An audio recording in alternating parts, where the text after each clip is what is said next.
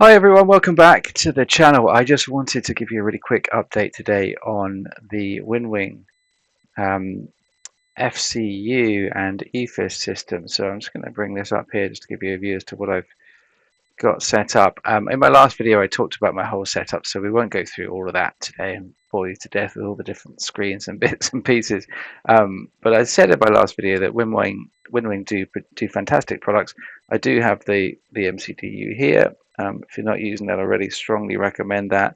But I ordered the FCU and I said that yeah, Winwing's delivery can be a bit slow, can be a bit confusing, feel a bit scammy, even though it's not. And just be patient; it will arrive. Now, I ordered this FCU, and it actually arrived within 3 days, shipped out of the UK. So I was a bit surprised, happily, very pleasantly surprised. But I just can't state enough how fantastic this product is. I'm not sponsored. I'm not paid any money for saying any of these things.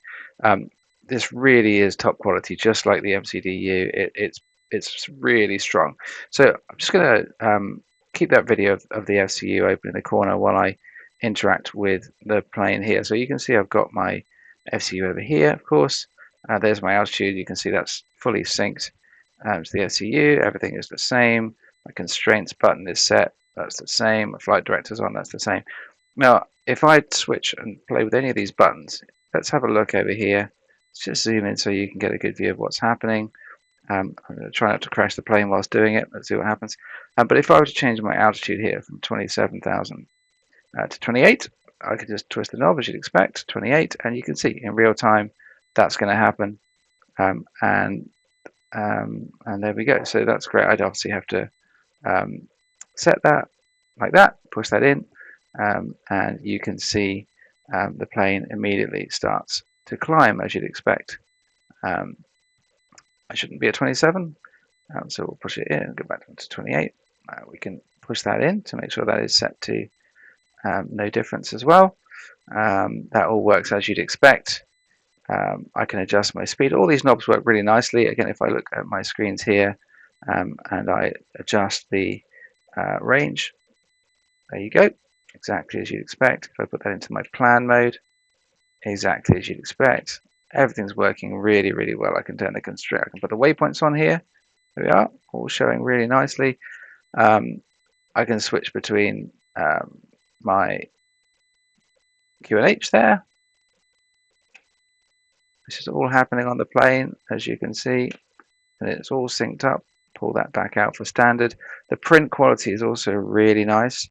Everything is as you'd expect. It's a really solid bit of kit, and it works perfectly. Everything here is really well built. There's nothing that feels cheap. It's all really solid. And I didn't have to do anything. I already have the software for Winwing, which is called, bear with me a second, it's this one over here, called SimApp Pro.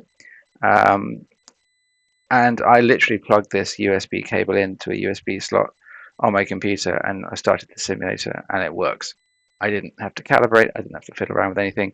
So honestly, really solid kit. So if you are in the market for an FCU EFIS, if you think that would be exciting, it's not a huge amount of money. I think it's a few $100s. So it's not cheap, but it's not crazy. So if you are interested in expanding your experience into getting an FCU, I would strongly recommend the Winwing FCU. So I hope you found that quick tour today really helpful, and I'll see you on another video. Bye bye.